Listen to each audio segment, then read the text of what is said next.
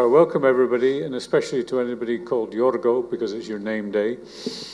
And we are going to try to discuss today the budgetary implications of increased defense spending, a very delicate question. If you think about it, countries which need to increase their defense spending by 2 or even 3 percentage points of GDP are going to face hard choices. It's not a choice facing Greece, because Greece has already established a much higher level of defense spending as a share of GDP.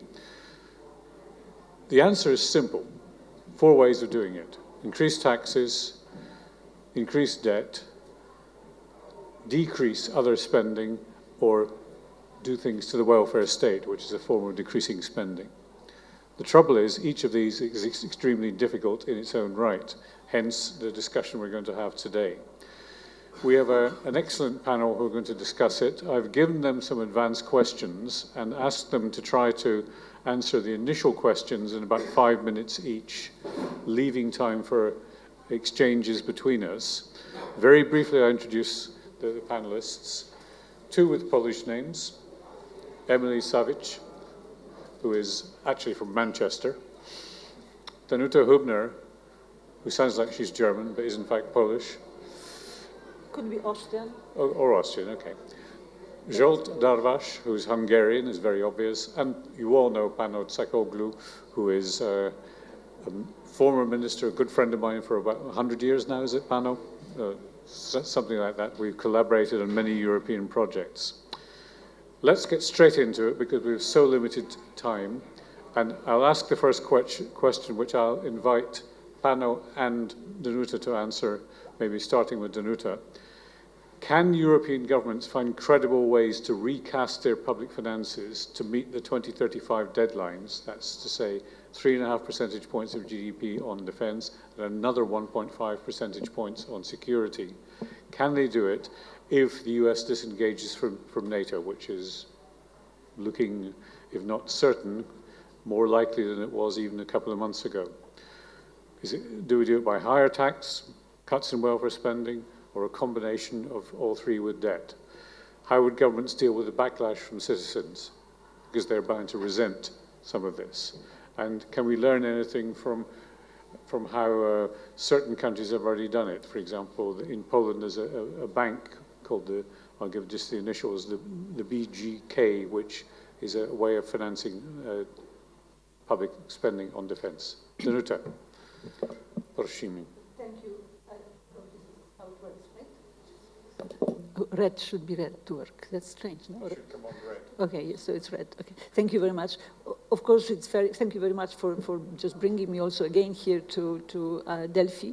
But I would like to tell you, Ian, that you are asking us about certain points in time that we should reach and certain figures. And I think behind all those things, there are huge, complicated processes. So it's very difficult to avoid kind of context for those things. And I would like to maybe waste some of my 5 minutes just to share also with you how I see it, what is making it difficult or challenging, or where there are other questions that would allow us to reach those objectives. And I think, first of all, I would like to say that we all agree that we are in the worst situation in terms of security since the end of the Cold War, there's no doubt. And wherever we come from, Europe now, it's also Russia that is the most important and most urgent threat for us. And I also think that most of us think probably that we might not avoid the war, and that's why there is this window of opportunities seen as narrowing. There is also this feeling that there must be a sense of urgency. We are not yet in panic, but there is this sense of urgency. And the first question that I see here for all those things that you mentioned is whether we have political strategic leadership in Europe that would look forward, that would think big and wide, that would also see the context, that would be able to take quickly the good decisions in uncertainty, that would not just try to avoid or to close the eyes seeing the risk, but that would be capable to manage the the risk. So do we have this leadership? I'm not thinking personally, but I think institutionally, whether Europe is institutionally fit for such a situation. And I think the fundamental question for me is that with the defense capabilities potential, we should first of all think of treating the defense as a European public good. We are not there yet, but that would allow us to coordinate, to use all the synergies, to exploit also the comparative advantages of different member states. Other option would be to just put it on the member states and make them take care of all those things, or choose a group of most advanced, or some people would say most scared member states. And I think we don't have this huge choice. I think those options, they reinforce each other, and I think we should build in parallel the European defense as European public good, and then also exploit the synergies and comparative advantages of all the member states, because this would be mutually reinforcing each other approach. And I think that if you ask me about the recasting, then I would say that we would need also a strategic approach. You don't do it for a while, and you just need a strategic approach to it. But you also need, and there will be, I think, you need also political pressure for this to happen. The pressure can come from within Europe. It can come also from the international context. But I am positive or optimistic that I think there is a fiscal space in Europe, in many member states, to, if you prioritize, of course, the issue. So there is a space, and there is also, I think, the situation regarding debt level is also manageable. I think when I look at those most advanced countries, they have borrowing capabilities. Poland is a proof of this, even though we are reaching 60%, which is constitutional limit for the defense, for the budget debt, for the public debt. And then, of course, we have to, at the same time, we have to understand that while we are, as Europe, already the second largest defense spender, that's what statistics say, but at the same time, we are having a huge gap between this spending and the real capability. So there is something wrong with also efficiency, with competitiveness, with how we use the money. We have to bear it in our mind all the time. I also think that we have as another challenge, a bit linked to it, that together with the spending for creating the potential, the defense potential, let's call it like this, we have to use this financing at the same time for growth, for creating innovation. So there are broader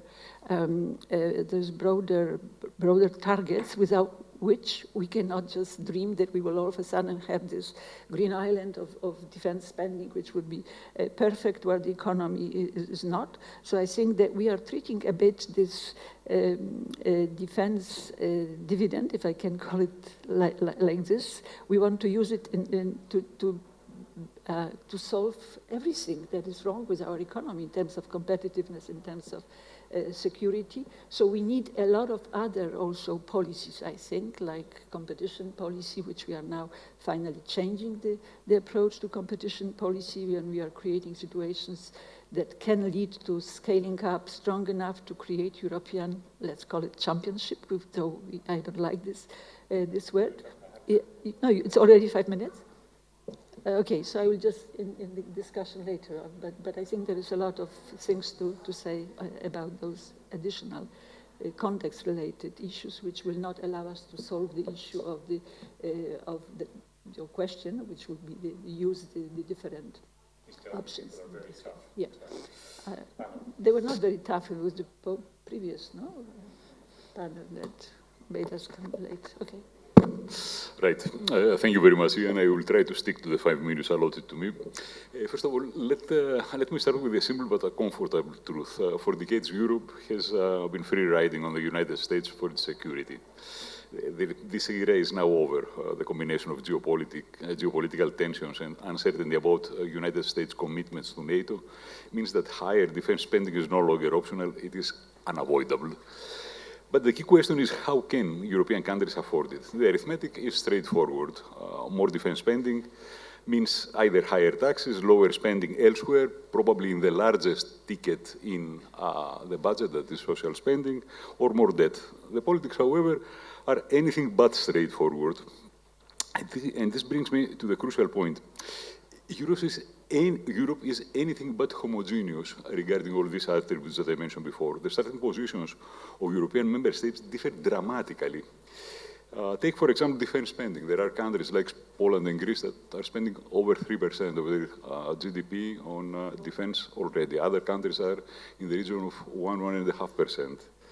If we go to public debt, there are countries like my own country that exceeds 120, actually exceeds 140% of GDP, whereas in other countries there is more space, just 60% of GDP debt. If we go to fiscal position, some countries, again, strangely enough, my country produces very sizable primary surplus, whereas in other countries there are deficits, and there are substantial deficits as well. Whereas if you take social spending as well, in some countries social spending is in excess of 25% of GDP, in other countries it's just 15% of GDP. Therefore the situation is completely different, and from a political point of view, the perception of external threat is completely different than in some other countries. Take the Baltics and Portugal or Spain or Ireland or anything like this. If you put all these things together, one conclusion is unavoidable. There will be no one-size-fits-all solution. Different countries will follow different adjustment paths, depending on both their fiscal space and their political constraints. Let me come from a purely national perspective. This is a very familiar territory. Greece combines very high defense spending because of tensions that we have with a neighboring country. At the same time, we have a very high debt as a result of profligate policies for several years. Surprisingly, we are producing, not surprisingly, by design, we are producing very high primary surpluses and so on. Therefore, our experience suggests that adjustment is possible, but to minimize side effects, it should be, first of all, gradual. We can do it. The thing that happened during the Greek crisis, having, let's say, an abrupt kind of a transition, is something that should be avoided. The second one is that it must be credible. If we say something, we must implement it as well.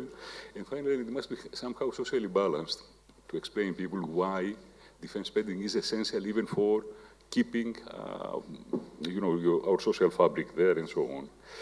So, as I mentioned before, higher taxation has limits, especially in countries where already taxation is quite high, and we have weak growth prospects. Debt in countries that are highly indebted and so on is a very unlikely prospect, especially taking into account that in several of these countries we have aging populations, and we also have currently rising borrowing costs. This leaves expenditure reprioritization, but there is little political but here is where we hit political reality. Welfare spending is not just a budget line, it is the backbone of Europe's social model. Any attempt at large-scale cut is likely to face strong resistance. Therefore, the focus should be less on blunt cuts and more on improving efficiency, increasing targeting, a process that is already in place in several European countries. And look at the composition of spending, and crucially of maintaining social and political consensus. I think I spent my 5 minutes. I wanted to say some things on the role of Europe as well, but perhaps we can discuss about it later. Okay. Thank you. Ευχαριστώ, Pano. And now I turn to Zsolt and maybe Emily, and she will come on also in the next question. So I'll run the two questions together so you understand what's being asked here. The first is whether the EU level is equipped to do anything to support what member states are able to do. We know about the SAFE facility, which has already been fully used. We know about the plans for something like a European rearmament bank, which doesn't seem very popular with the Germans. And we know about Bruegel's idea of a European defense mechanism. Zsolt works for Bruegel, so maybe he can say something about that in his 5 minutes. But to go on to Emily, there are severe national sensitivities about defense procurement. Everybody wants their own defense industry to benefit, as opposed to pooling it and benefiting from economies of scope. So with that, Zsolt and Emily, you can come in for your 5 minutes. Thank you very much, Ian. So let me start by highlighting some some key issues with the European defense market. It's highly national. There's a very strong home bias. For example, in Germany, half of procurement comes from purely German suppliers, and another 1/3 comes from joint ventures in which a German company is included. So about 80% or even higher comes from companies which are German-owned.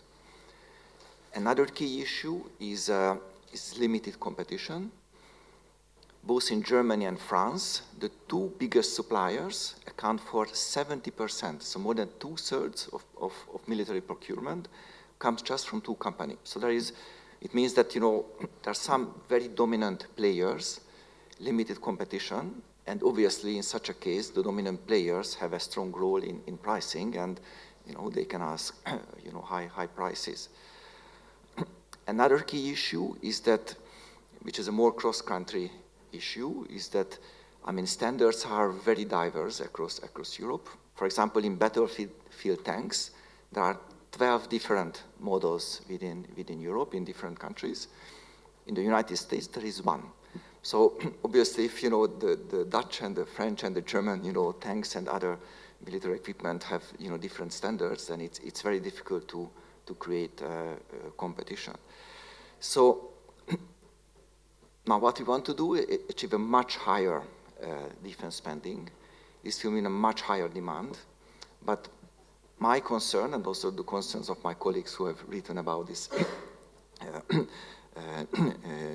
European defense mechanism proposal, is that if the underlying market for defense and defense procurements remains changed, then it would just, lead to a much higher increase in prices. So yes, in paper we can, spend more. Obviously, in terms of quantities, we would also spend more.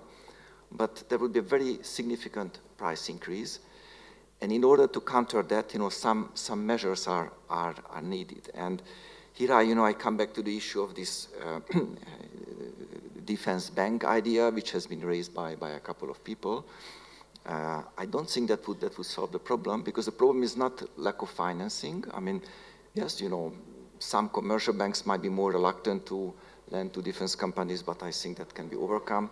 Also, the European Investment Bank changes its internal rules and now also allows supporting purely defense-related projects.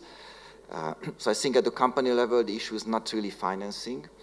At the state level, again, the main issue is not really financing, but rather, again, this very fragmented market with big monopolistic players.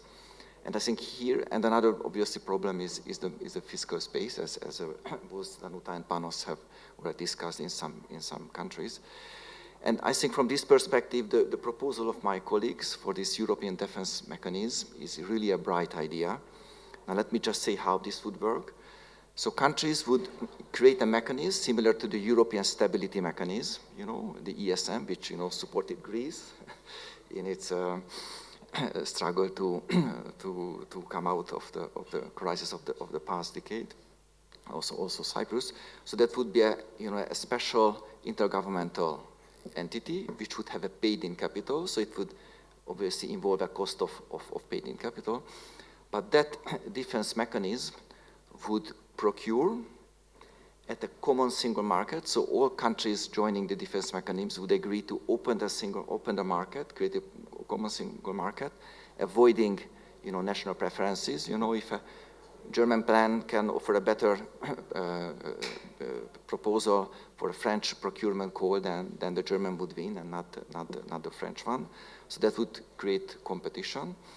This mechanism would own, so it would issue debt, borrow, to be able to purchase some equipments which would be used jointly, for example, like satellite systems or the development of a next generation fighter jet. So it would own. And this would solve a number of tricks. So first of all, the debt of this institution would not be a national debt, but like for the ESM, it would be the debt of that institution, so it wouldn't count into fiscal rules. Now, countries would have to pay an upfront capital, and when using the services, they would pay a service fee, but at least it would not immediately increase public debt and not would be an immediate burden on national budgets. It would create a defense single market. Again, estimates suggest that the unit price can be cut by 1/2.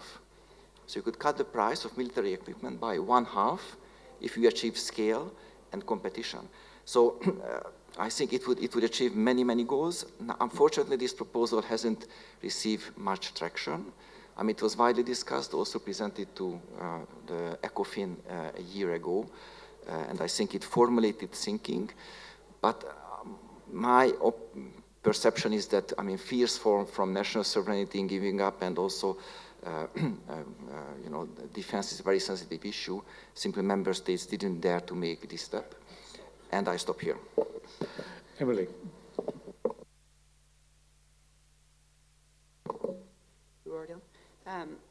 I think that point of efficiency is actually the key point of how you solve that. With the need to ramp up defence spend, you then look at tight public finances, how do you fund it? But the question comes in, okay, you've solved, let's say you've solved the funding problem, you've then got, well, you need to now get the most you possibly can from that spend. And I agree that a common procurement and a common centralisation is the ideal solution, but I think there almost has to be a realism point to help us step to that point. So common procurement would give us our efficiencies, our economies of scale, demand visibility, but naturally with defence spend you are locked up in a place of national security, sovereignty, job creation. I think you see things like Leonardo and the Italy intervention that really show that strong national sensitivity even when the rhetoric is for a pro-European spend. Similarly, when we were discussing Germany and France and the fighter jet, there's a different military need from each European state, and it's how do you align our goals and need to move in that one common direction to then lead to the efficiency and the procurement spend. And actually, the risk comes in that as individual governments ramp up to that 3.5%, you then almost create a silo of, well, my voting public want to see national return, they want to see domestic growth, they almost want to see that bi-national increase, which takes us away from that common goal. Like I said, that cooperation really helps to build the demand visibility and improving scale, but it's how you translate that to each individual nation to help move in that direction. So like the European Defence Fund is a good example of that, where you've got 26 member states and Norway working with 600 entities to really bring a common goal, but the 1 billion of the 500 billion need doesn't really go far enough. And there's a much wider need to move that way. So while a big picture goal of centralisation and targeted moving in one direction for Europe is the ideal, I think we have to move on a smaller case-by-case project where if you take drones and munitions that are on a much faster cycle, lower political sensitivity, that's really working as a cooperation. So while we can have this big picture goal, we can't have a short-term fix, and it needs to be that medium-term efficiency and builds resilience over time, because you're always still going to have the underlying trade-offs of, does each government raise taxes, is there a wider debt, is there welfare spend cutting, which will be different needs for each state. But once you've solved that problem, you can start to move towards those efficiencies that come with it. For me, that full centralisation is, in my lifetime, I think unlikely. I think we'll never actually get to that point as much as I would like us to. But I think incremental, targeted cooperation is the realistic path. And with a procurement discipline that can create a fiscal sustainability, that's how, for me, you start to move this defence question forwards. We can't have a great answer immediately, but we can take very small, clear steps to improve the buying cycles, to specialise in the key areas where we can make the gains. That would be my overall take. Thanks to the discipline of my panellists. We have a few minutes left for quick-fire questions from me, so I hope you'll accept that I try to bring out things that you mentioned. Fiscal space first. Danuta, I interrupted you talking about fiscal space, also Pano. Are we optimistic, or are you optimistic that fiscal space can be generated? Pano, maybe you start. Well, I referred to this before. Fiscal space, you mean in the national framework or in the European framework? In the national framework, I mentioned before, this is not an easy task. However, I think it's not something inevitable. It can be done. Some countries already demonstrate that can be done. Some countries are already in the defense spending limits that, or they are very close to them, that have been set as targets by NATO and so on. Therefore, I think it can be done, but I repeat, first of all, it must not be done in one big kind of effort and so on. It must be something gradual. It must be credible, and certainly it must be somehow socially balanced. In other words, politicians must explain why we do that and why this is compatible with the longer-term aims of our cherished welfare model as well. Dorota? I think we can increase. I think that we have this feeling that there's no fiscal space, and we could see it also in post-COVID time when most of fiscal space was in France and Germany, and they use 75% of this space. And, but there is now, I think also, we are at a different place now also when it comes to those special clauses that are carving out the deficit linked to the defense, and it's not only general deficit clause, but also national deficit clauses. So I think there are efforts to increase this space, but we can have, that's why we should have, and we should think about the new also sources of funding and go beyond that. We should also think about the EIB. We should also think in terms of not only the European kind of federal debt, but also the role of the Europe in facilitating the access to debt funding, and I can see it on the SAFE. There will be another SAFE, so I think we have to reach out to other sources of funding, and this is growing, I think, and we should reach out also to mechanisms that have been already put on the table. So there are methods of increasing not in conventional way that we will have less expenditures on social things, or we will convince people to accept the debt, but we have to use other sources. But I think the major issue for me is definitely crowding in private financing. I disagree with you on this, that there is no problem of financing when it comes to companies doing private investment. I think there are also, it's not only to finance in such a thing, but also to have guarantees. So there are a lot of methods, I think, that would allow us, and MFF was supposed to be used as a permanent leverage for crowding in private financing into the investment financing needs in Europe, and for defense even more so. So I think that this is the way out of the issue. Right. Zsolt, in the British history, the war loan was low coupon debt issued in the First and Second World Wars, and it seemed to be treated differently by both populations and the financial markets. We had it in Poland also. Yeah. I still have it. And there are other things. Are specific war loans likely to be more sellable to the public as a means of financing this, and therefore increasing debt which is seen as different from standard public debt? I would be very skeptical about such an idea in today's circumstances, because certainly security threats are much more significant now than they were, even 5 years ago or a decade ago. But luckily, Europe is not in a war. And I'm not a military expert. I can't assess the risk, of a military confrontation with Russia. If that would happen, then I could imagine, having such a specific, war-related debt security at a lower rate. But in today's circumstances, I fail to see why investors would be, willing to subscribe to such an issue. Another which was also mentioned in your initial question, whether, for example, these SAFE type instruments, whereby many of you probably know that 150 billion euros are lent to EU countries at the borrowing cost of the European Union if they want to spend it on military spending.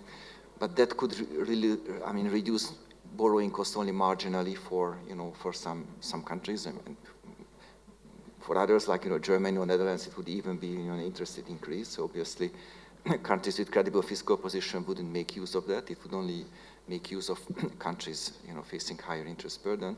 But if your interest rate is not 4%, but 3.2 or something like that, that leads some fiscal savings, but it wouldn't be a game changer either.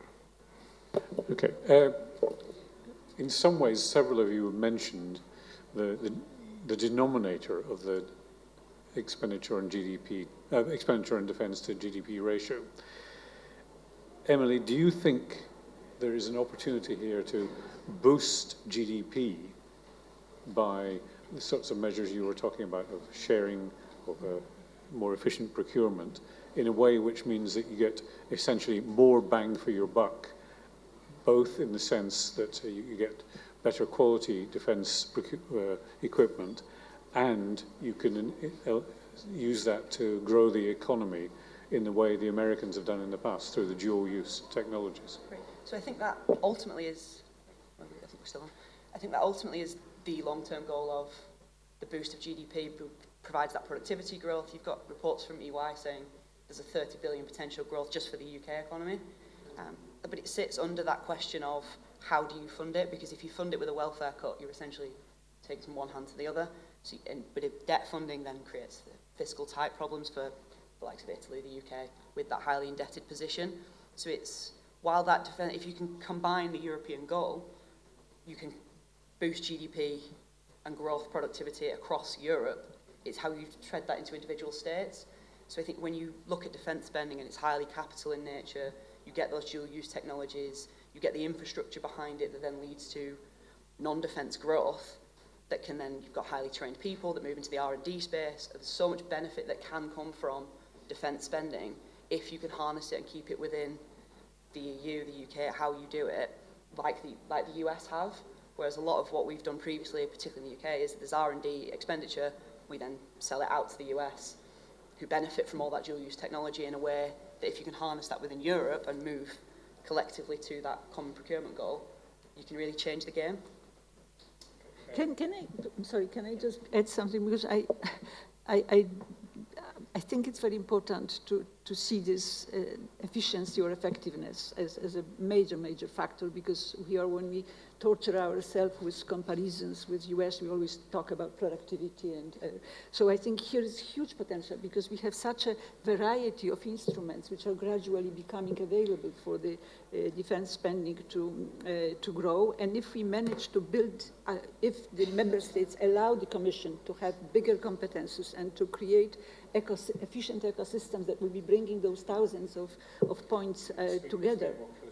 That's, I think, is just huge potential. If you look at what is proposed in Letta report regarding the communitization of the state aid, that's huge potential, because we are using the state aid in an inefficient way, because it's only nationally sort of limited to the state borders, if I can say it this way. If we do it at the European level, then immediately I think the efficiency of that will be much bigger. And also, if we, what I said at the very beginning, that we use this also to upgrade the effectiveness and efficiency of our economy. So if the growth really picks up, and then we can outgrow, I mean, to a certain extent, I'm not very optimistic about that, but we can outgrow for the debts and we'll increase also this scape. So if we see all those thousands of places where the change is now taking place, and if we look also into one market potential, which is capital market union, and if you look at what is 28th regime and the first regulation on this EU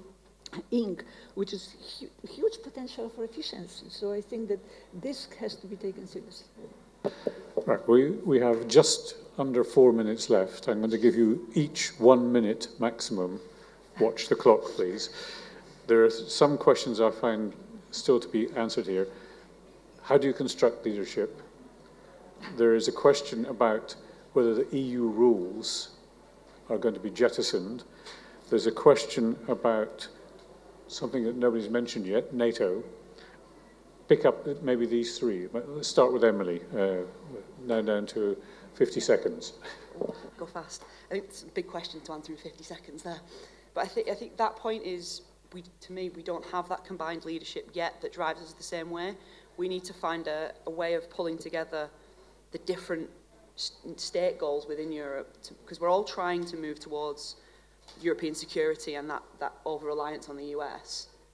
There is now a bigger pressure, a bigger almost cause to find the common goal. And I think that helps to speed up, naturally almost a crisis point moves things faster. and we are getting closer and closer to that with the rhetoric about NATO and the reliance on the US.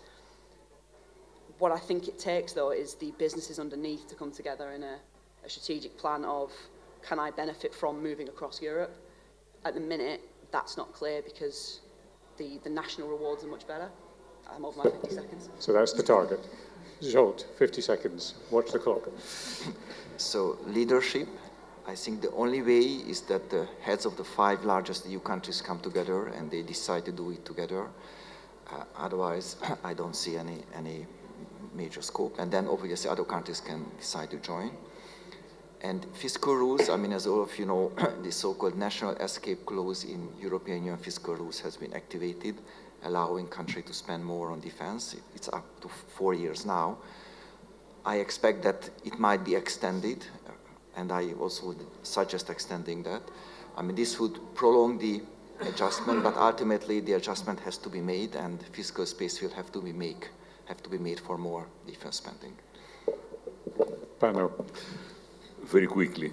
First of all, in this previous question that you asked about defense spending and GDP and so on, this presupposes that we have a very big defense industry already. If you are in a country like mine, for instance, where we are buying off the shelf from other countries, the effect is purely negative from this point of view. And also there are several econometric studies that show that Japan and West Germany at that time that were by constitution spending quite little amounts there, all these things was translated to investment and therefore the growth effects from a negative point of view were larger. Something on European Union, something must be done at the level of the European Union, even for symbolic reasons. I'm very sympathetic to this idea that I outlined Zsolt before. I think that this is the way forward. The only difference is that they would go straight for Eurobonds.